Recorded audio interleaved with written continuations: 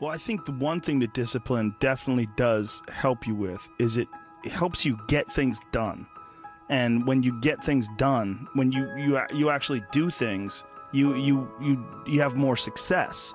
If you have more success, and sometimes a big part of success is just not being fucking lazy and just doing it. Yeah. That's like 90% of it is just showing up. Get there and start working. Like, you're not gonna feel perfect every day. If I only worked out when I felt good, I'd be a fat fuck.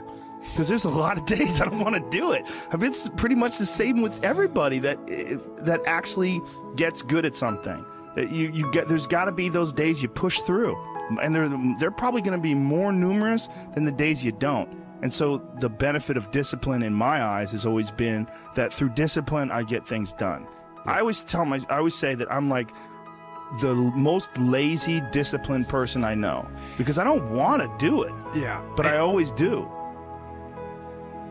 One of the big problems is sitting down and doing the work. Mm-hmm. And you got to, and Pressfield talks about that in the most concise and beautiful way. And he labels it like an enemy. He calls it resistance. Mm-hmm. And that you have to sit down, you have to overcome resistance, and that the pro goes to work. And it doesn't matter if you're sick, doesn't matter if you have kids, it doesn't matter what, you're a pro and you go to work. And that just, it puts it in your head that this is what I do.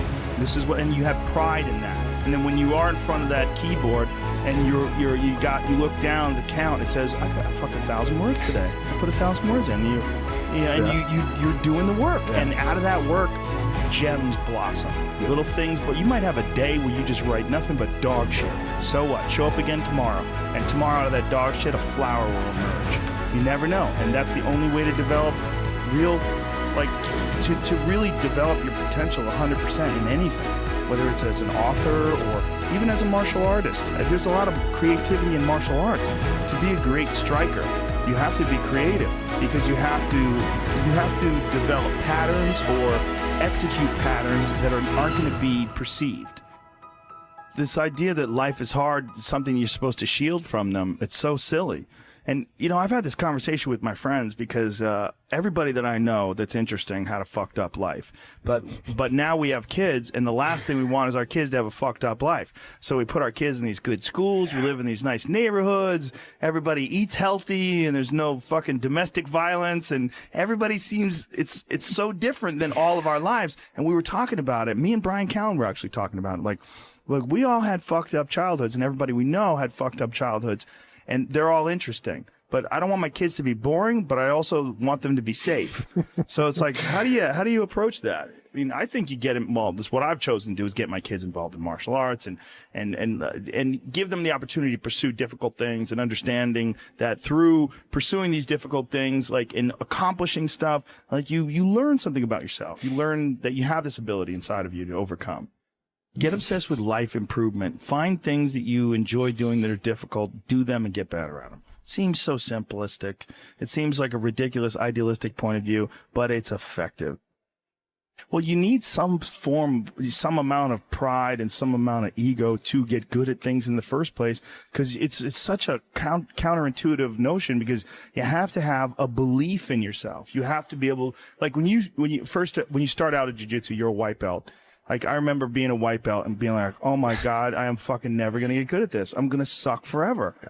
But to look at people who are better than you and know they had to have sucked at one point in time. Okay, there's somewhere along the end of this tunnel, there's got to be a light. I just got to keep going. Yeah. And that takes ego, and right? Ego, yeah, I was going to say, I mean, ego drives, you to be successful, me to be successful. Ego is what's driving you. The problem is when you let ego go too far. Yeah. And, everything takes balance. There's a dichotomy in everything. Every part of you has a dichotomy. You can get so into the physical aspects of things that you end up like doing a bunch of steroids and going crazy and ruining your health. Right? Yeah. That's not good. Right. The other end of the spectrum, you can sit around and play video games and turn into a... Bodybuilding is a great example of that, because when you start lifting weights, you're like, God, I'd like to be stronger. And you start getting a little bit bigger. You're like, oh, look at that. I got a muscle. Woo, this is cool. And then you keep going, and then you keep going. But some guys get so fucking crazy, they won't stop until they have 22-inch arms. And they want to have thighs that are so big, they have to walk like they've got a barrel in between their legs. And, and they just can't help it. They just take it to some completely unhealthy place. Yeah, that's rough. Yeah, well, it's just the nature of trying to get good at something. You got to recognize what's good and what is just fucking insane. For some people, especially, they're just experiencing way too much pressure. And that pressure, a lot of times, it's just an imbalance in perspective. And some of it's, I was talking to this mom once. Her daughter does gymnastics with my daughter, and we were talking about kids killing themselves where she used to live. She used to live in one of the really wealthy tech areas outside of San Francisco, and a bunch of kids that went to school with her daughter that were like 15, 16 were jumping off bridges and shit. Like it was like an epidemic, and they were trying to figure out what the fuck is going on, and they're literally calling it affluenza. That these affluent kids and their families are literally worth $1 billion. I mean, everybody's super rich, and they're having this insane pressure, like before high school and in high school, to be in Ivy League schools and to get 4.0s and all, and they're not having any fun, and they're not experiencing life, and they don't have any hope, and their parents are all on fucking pills, and they're just killing themselves. For some people out there that aren't feeling good, man, if you just fucking struggled more, you get over that struggle, you feel better. It sounds so simplistic, but I swear by it. I've felt shitty myself, and then forced myself to work out, and after I get out of there, I'm like, whoa, 100%. Fucking it's 100% guarantee.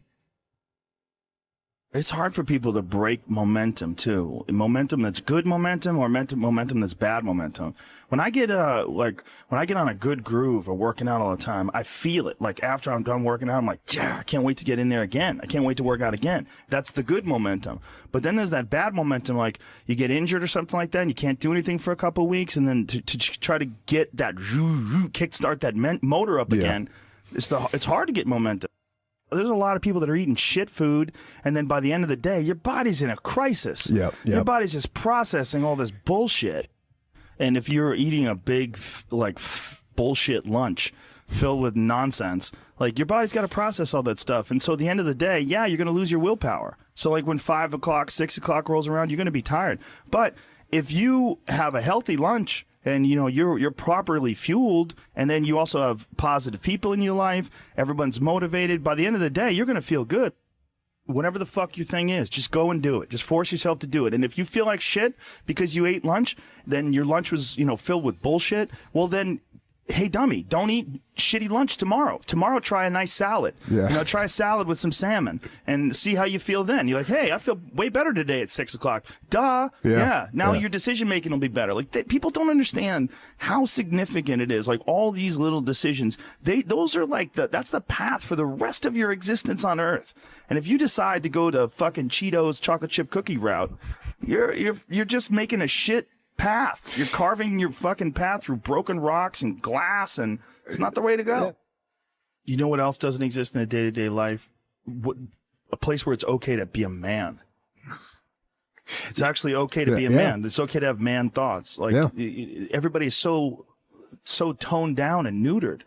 It's like human resources and corporate life has watered down people's natural behavior to the point where people are just dying on the inside, sitting in these fucking cubicles, rotting, just freaking the fuck out, having all these thoughts they can't entertain, having to pretend to be someone they're not all day long, putting on this bullshit way of talking, this fake way of thinking.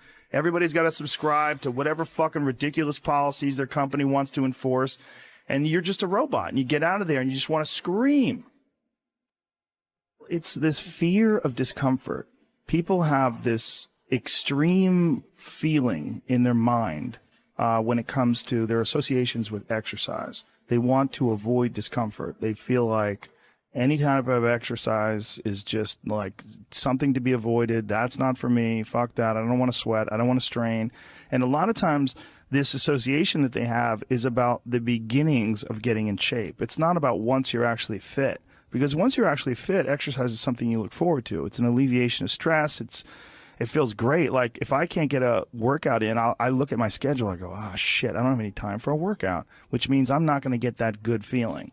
And so instead of looking at it like, oh, I've got to go grunt and sweat, I'm thinking I'm not going to feel good. I'm not going to feel relaxed. I'm not going to feel carefree, and I'm not going to feel even appreciative. Like my appreciation of things, and it gets enhanced greatly after exercise. I just feel better. I feel like I can take things in for what they are